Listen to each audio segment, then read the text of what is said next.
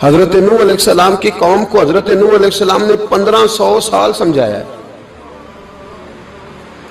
15، کچھ لوگوں نے 950 سال لکھا ہے نا، اعلیٰ حضرت نے لکھا 1500 سال عمر ہوئی حضرت نوح علیہ السلام کی.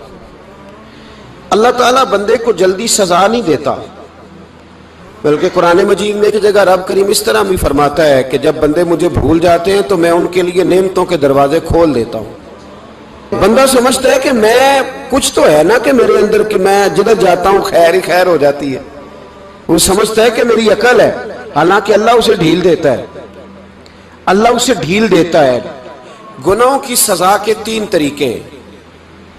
ایک ہے متنبع کرنا، تنبیہ کرتا ہے اللہ، بندہ متنبع ہو جاتا ہے، یہ اللہ کا بہت بڑا احسان ہوتا ہے.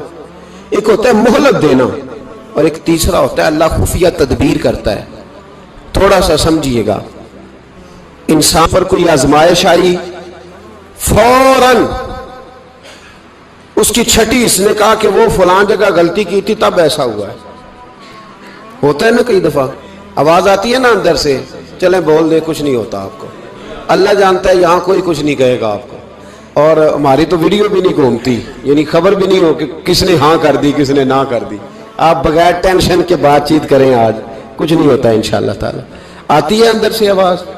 میں آپ سے اس لیے ان چیزوں کی تصدیق کراتا ہوں کہ باقیوں کو بھی آتی ہے کہ نہیں، اس لیے تصدیق. کبھی کوئی کسی جگہ انسان پریشان ہوتا ہے تو محسوس کرتا ہے کہ وہاں مجھ سے ہوتا ہے نا جی، جس کو یہ نصیب ہو جائے بڑا خوش نصیب آدمی ہے. حضرت مولا علی فرماتے ہیں اگر تجھے دنیا میں سزا مل گئی تو بچ گیا ہے، سمجھ پھر اللہ کرم کرے گا، آخرت میں سزا نہیں دے گا. اور یہ یاد رکھ لے، وما اصابکم من مصیبت فبما کسبت ایدیکم ویعفو عن کثیر. اللہ فرماتا ہے دنیا میں تجھے جو بھی تکلیف پہنچتی ہے وہ تیرے ہاتھوں کے کرتوتوں کی وجہ سے پہنچتی. ویعفو عن کثیر، فرمایا کثیر گناہ تو میں ویسے ہی معاف کر دیتا ہوں. یہ جو تیری زندگی میں دکھ ہے نا، یہ بھی میری قلیل سزائیں ہیں. یہ کثیر پر سزا، یہ قلیل ہے قلیل. یہ جو تمہاری زندگی میں تکلیفیں، انسان کو سزا ملتی. حضرت فضیل بن عیاض رحمۃ اللہ تعالی علیہ گھوڑے پہ بیٹھے تھے، گھوڑا شرارت کرنے لگ گیا، اچھلنے لگ گیا، کودنے لگ گیا. تو حضرت فضیل بن عیاض نیچے اترے، ایک کونے میں جا کے نماز کی نیت باندھ لی، 2 رکعت نماز پڑھی، پھر دیر تک استغفار پڑھتے رہے، روتے رہے، دعا کرتے رہے. واپس آئے، خادم عرض کرنے لگے حضور سمجھ نہیں آئی، گھوڑے نے تھوڑی سی شرارت کی، وہ بدکا ہے، آپ نے اس کو چھوڑا ہے اور چھوڑ کر کے آپ نماز میں لگ گئے. تو حضرت فضیل بن عیاض فرمانے لگے جب بندہ اللہ کی نافرمانی کرتا ہے نا تو جو چیزیں اس کی فرما بردار ہوتی ہیں وہ اس کی نافرمانی کرنے لگ جاتی. تو مجھے محسوس ہوا تھا کہ میں نے کہیں اللہ کی نافرمانی کی ہے، اس لیے ایسا ہوا ہے کہ میرے گھوڑے نے میری، تو میں توبہ کرنے لگا ہوں. اور اب دیکھتا ہوں بیٹھ کے بھلا کیا ہوتا ہے. میں نے سچی توبہ، حالانکہ مجھے یاد نہیں کہ میں کہاں بولا، پر کھری اور سچی توبہ کی. دوبارہ گھوڑے پہ بیٹھے تو گھوڑا بالکل صحیح ہو کے ساتھ چلنے لگ گیا. میرے بھائی جب یہ تنبیہ ہے اللہ کی طرف سے، یہ متنبع کیا جاتا ہے کہ تو بعد آ جا. بہت ساری جگہوں پہ انسان کو وقتی طور پر اگر سزا مل جائے، نبی پاک علیہ السلام کی خدمت میں ایک صحابی آئے، بات مضبوط کر دوں، واقعہ سنایا ہے نا تو کچھ لوگ سمجھتے ہیں کہ یہ واقعہ ہے، تو میں ایک حدیث پاک امام بہقی کی لکھی ہوئی عرض کرتا ہوں. نبی پاک علیہ السلام کے ایک صحابی آئے اور ان کا سر پھٹا ہوا تھا، خون بہ رہا تھا. سرکار نے فرمایا کیا ہوا؟ عرض کی حضور ایک عورت جا رہی تھی، میری نظر پڑی، ابھی نظر پڑی ہے کہ میرے آگے ستون آ گیا تو میرے سر پہ لگ گیا. نبی پاک صلی اللہ علیہ وسلم نے فرمایا تیرے لیے خوشخبری ہے، اگر دنیا میں تیری غلطی کی تجھے سزا ملی ہے تو پھر رب تجھے قیامت میں سزا نہیں دے گا. پھر اللہ قیامت میں سزا، بعض گناہ ایسے ہیں جن کی یہاں بھی سزا ملے گی اور وہاں بھی ملے، لیکن میرے بھائی پہلی بات یہ ہے کہ اللہ تعالیٰ اس غلطی کی یہی سزا دے لے اور دعا فرمائے اللہ تبارک و تعالیٰ یہاں بھی معافی عطا فرمائے وہاں بھی معافی عطا فرمائے، اللہ درگزر ہی فرمائے. لیکن میرے بھائی ایک تو یہ سزا، ایک سزا یہ ہوتی ہے کہ انسان جب گناہ کرنے لگتا ہے تو اللہ نعمتوں کے دروازے کھولتا ہے، مہلت دیتا ہے. 500 سال تک فرعون کو مہلت دی. کتنے؟ یہاں جو 5 سال حکومت کر لیتا ہے وہ کہتا ہے سب سے قابل میں ہی ہوں، مجھے مہلت جو ملی ہوئی ہے۔ 500 سال مہلت دی اللہ تعالیٰ نے، اور فرعون کی قوم پر پتہ عذاب کس طرح کیا آئے تھے؟ ٹڈیاں مسلط کر دی اللہ نے۔ یہ گھومتی نہیں چھوٹی سی، ہم اپنی زبان میں اس کو کچھ لوگ مختلف ناموں سے یاد کرتے ہیں، کوئی مکڑی کہتا ہے، کوئی کچھ کہتا ہے، مسلط کر دی، جاتی نہیں۔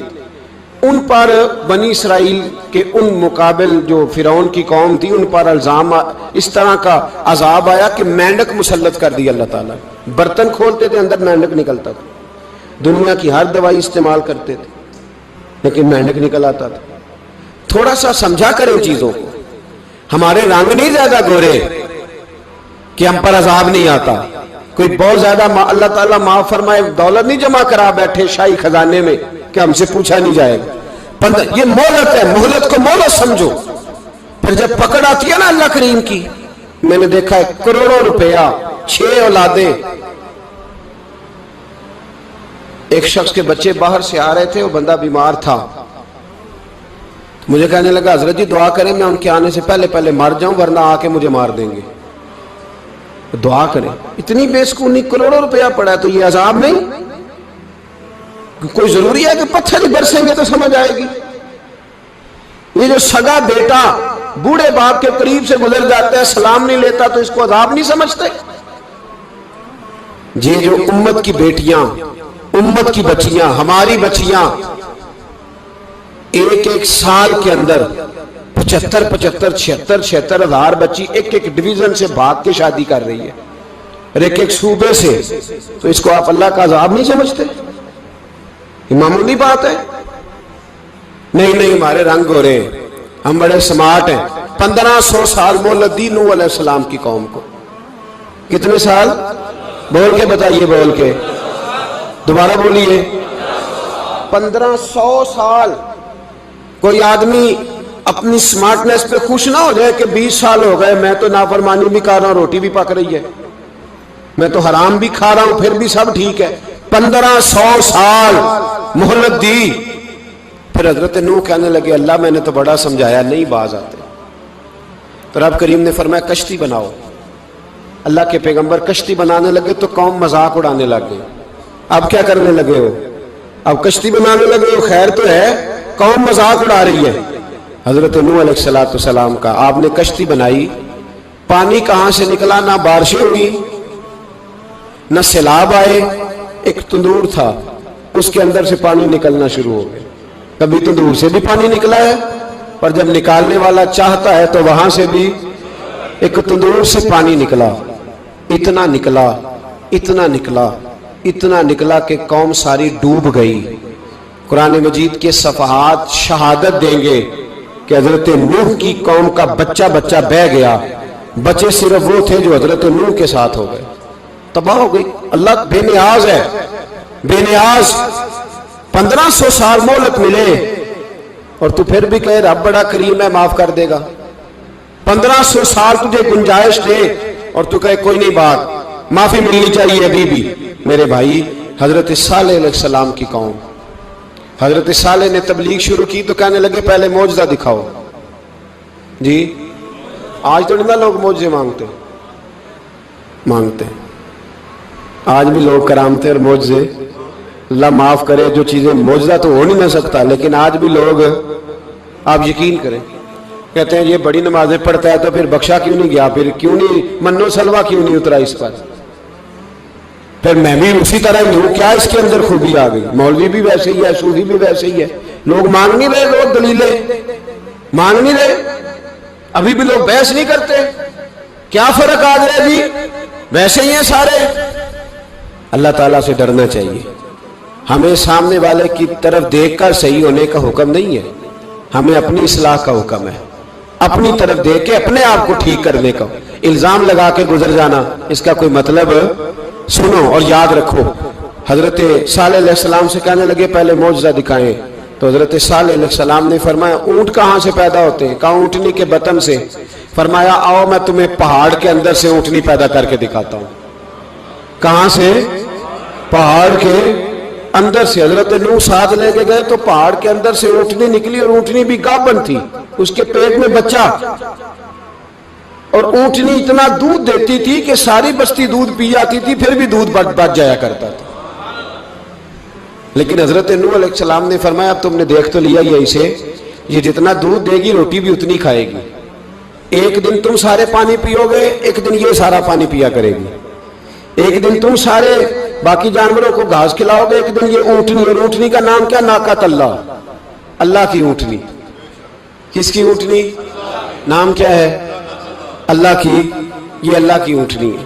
تو حضرت نوح علیہ السلام کی اونٹنی فرمایا اس کی بے ادبی نہ کرنا۔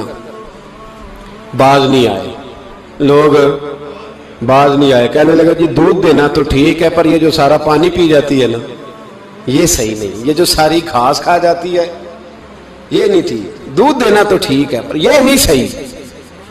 آپ نے فرمایا اسے کچھ نہ کہنا، اللہ کی اونٹنی ہے۔ میں کہا کرتا ہوں ان لوگوں نے ناقۃ اللہ کی بے ادبی کی، حضرت نوح علیہ السلام کی اونٹنی کی ٹانگیں کاٹ دی، صالح علیہ السلام کی۔ اور دیکھو اللہ بڑا بے نیاز ہے، اگر پیدا کرنا جانتا ہے تو حفاظت کرنی نہیں جانتا، لیکن رب کریم نے فرمایا نہ کرنا۔ انہوں نے ان کے پیر کاٹ دیے، کانوں پہ چھریاں لگائیں۔ اونٹنی جب مر گئی، اونٹنی اللہ تبارک و تعالیٰ کی وہ اونٹنی جب مر گئی تو حضرت صالح علیہ السلام کی قوم پر رب کریم نے زلزلہ بھیجا۔ اذا زلزلت الارض زلزالہا، جب زلزلے آئیں گے اور جب ان کا زلزلہ آنا زلزلہ آتا ہے نا، کیا کرتی ہے قوم؟ لا الہ الا اللہ، لا الہ الا اللہ، کلمے جاری ہو جاتے۔ بلکہ ایک دفعہ ایسا بھی ہوا کہ مسجدوں میں اعلان ہونے لگے زلزلہ آ رہا ہے، جو فجر کے لیے نہیں اٹھے زلزلے کے لیے وہ بھی اٹھ گئے، جن کا دعویٰ ہے نا میری سویرے آنکھ نہیں کھلتی، ان کی لگی نہیں کتنے گھنٹے، بعد میں بھی نہیں لگی، ٹی وی پہ اعلان ہوتے رہے کوئی نہیں آ رہا سو جاؤ چپ کر کے، لیکن آنکھ لگی۔ موت سے تو ڈرتا ہے، اللہ سے ڈرتا ہی نہیں، موت کا خوف ہے رب کا نہیں۔ زلزلہ آیا ساری قوم تباہ ہو گئی۔ بتاؤ اگر ناقۃ اللہ کی گستاخی ہو تو اللہ ناراض ہو جاتا ہے، اور اگر اولیاء اللہ کی ہو، اگر اولیاء اللہ کی ہو تو رب ناراض نہیں ہوتا؟ شرم نہیں آتی لوگوں کو داتا صاحب کی بے ادبی کرتے؟ شرم نہیں آتی لوگوں کو غوث اعظم کی گستاخی کرتے؟ حیا نہیں آتی جنہوں نے دین پھیلایا ان کی بے ادبی؟ میں درد سے کہتا ہوں، رو کے کہتا ہوں، اور اگر کلیجہ پھٹ سکے تو میں دکھاؤں زخم کتنے۔ ایک حج کے موقع پر ایک بابا جی، اس سال 4,80,000 روپے کا پرائیویٹ حج تھا، اور بابا جی کی کیفیت کمزور تھی، بیچارے بیمار تھے، اس کے باوجود وہ گئے۔ بوڑھے آدمی، جا کے بیٹھیے، بزرگ، اور کتنی مشکل ہے وہاں منا، مزدلفہ، عرفات، طواف زیارت، کتنا مشکل کام ہے طواف زیارت کرنا، طواف وداع کرنا۔ کس کٹھن سے حج کیا، بڑھاپے میں پیسے بھی لگائے، اور جب وہ روضہ رسول پہ گئے صلی اللہ، اور انہوں نے جا کے نبی پاک صلی اللہ علیہ وسلم کے روضے کی طرف منہ کر کے درود شریف پڑھا تو ایک ملا نے اٹھ کے کہہ دیا تو مشرک ہے۔ تو میری روح کانپی، میں نے کہا تجھے شرم نہیں آئی، حیا نہیں آئی؟ اس کی عمر دیکھ، کس بڑھاپے میں کہاں سے چلا، کہاں آیا۔ یہ مشرک ہوتا تو کسی مندر میں جاتا، یہ مشرک ہوتا تو کسی گرجے میں جاتا، یہ مشرک نہیں، یہ مومن ہے، اور یہ وہ والا مومن ہے جس کے سینے میں دل جب دھڑکتا ہے تو خالی دھڑکتا نہیں، ساتھ وہ محمد عربی پہ درود و سلام بھی پڑھتا ہے۔ شرم نہیں آتی لوگوں کو؟ اتنی بڑی گستاخی کرتے، جو روضہ رسول پہ آیا مشرک ہے۔ میں نے جو مولوی کو صاف صاف کہا تھا، میں نے کہا اگر میں مشرک ہوں تو نکالو، مشرک کا داخلہ تو یہاں ویسے ہی منع ہے۔ شرم نہیں آتی؟ اپنی زبان کا ایک پاس کرو کچھ۔ اتنا ظلم، اتنی بڑی فرقہ واریت امت میں، اتنا امت کو تقسیم کرتے ہو، تمہیں شرم نہیں آتی؟ جہاں سے اتحاد کا پیغام دینا چاہیے وہاں سے تم لوگوں کو فرقے کا پیغام دیتے ہو، ایک مقصود فرقے کی تبلیغ کرتے ہو۔ خدا رہا تو میں کہہ رہا ہوں ناقۃ اللہ کی بے ادبی پہ عذاب آتا ہے، تو اولیاء اللہ کی بے ادبی پہ نہیں آتا۔ داتا صاحب ساری دن کی تبلیغ کرتے رہے، ایک آدمی نے اٹھ کے کہہ دیا جناب وہ تو شرک کا اڈا ہے، تو رب کریم ناراض نہیں ہوتا ان باتوں سے؟ ہمیں خیال کرنا چاہیے، اللہ سے ڈرنا چاہیے۔ ان چیزوں سے عذاب آتا ہے اور آ رہا ہے، اللہ تعالی ہمیں محفوظ فرمائے۔ اللہ ہمیں اس سے، قوم لوط پہ بھی عذاب آیا، ہم جنس پرستی، مرد مردوں سے بدکاری کرتے، حضرت نوح نے سمجھایا کہ یہ کام درست فطرت کے خلاف ہے، یہ کام درست نہیں۔ جب انسان یہ کام کرتا ہے تو زمین اور آسمان کانپتے ہیں۔ اب میں کیسے کھول کے بتاؤں، میرے پاس اعداد و شمار ہیں کہ پاکستان کے اندر اس کام کی کیفیت کیا ہے اور کس طرح کر کے لوگ، میں تو رونا روتا رہتا ہوں داڑھی کا۔ لوگ کئی دفعہ کہتے ہیں حضرت صاحب پہلے بھی آئے تھے تو داڑھی کی بات، پھر بھی آئے تو داڑھی کی بات، تو میں رونا روتا ہوں۔ اس لیے روتا ہوں کہ جو کلین شیو نوجوان ہوتا ہے وہ امرد کے حکم میں ہے، اس پر وہی حکم لگتا ہے جو عورت پہ لگتا ہے۔ اس کے ساتھ مرد کا اٹھنا بیٹھنا اسی طرح ناجائز ہے جس طرح عورت کے ساتھ۔ حضرت جنید بغدادی رحمت اللہ تعالی علیہ کے سامنے ایک شخص نے کہا وہ کتنا خوبصورت نوجوان جا رہا ہے، تو آپ فرمانے لگے تو حافظ قرآن نہیں؟ کہا ہاں۔ فرمانے لگے جا اپنے حفظ کی خیر بنا۔ وہ شخص کہتا ہے میں نے اس بغیر داڑھی والے کلین شیو نوجوان کو بری نظر سے دیکھا، مجھے قرآن پاک ہی بھول گیا، سارا قرآن پاک بھول۔ اور کتنے سال میں دعائیں کرتا رہا، بیت اللہ کے طواف کرتا رہا، میں یاد بھی کرتا تو نہیں ہوتا۔ کیسے اب تو ہمارا نعت کہاں بیوٹی پارلر سے ہو کے آتا ہے، ہم کسی اور کو کیا پیغام دیں؟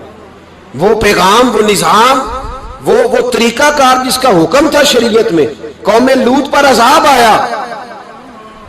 صحیح بیٹھتے ہوں گے بچے جو موٹر سائیکلوں پہ بیٹھتے ہیں، میں نے گجرانوالہ کی سڑکوں پہ بچوں کو، نوجوانوں کو جو تماشے کرتے سر عام دیکھا ہے تو مجھے ڈر لگتا ہے، اور کوئی روکنے والا نہیں، شغل ہو رہا ہے، ہنس رہے ہیں، اور سامنے عورتیں بھی ہیں، سب ہو رہا ہے۔ کتنی تکلیف کی بات۔ حضرت نوح کی قوم یہ کام کرتی تھی، قرآن پاک نے بیان کیا ہے۔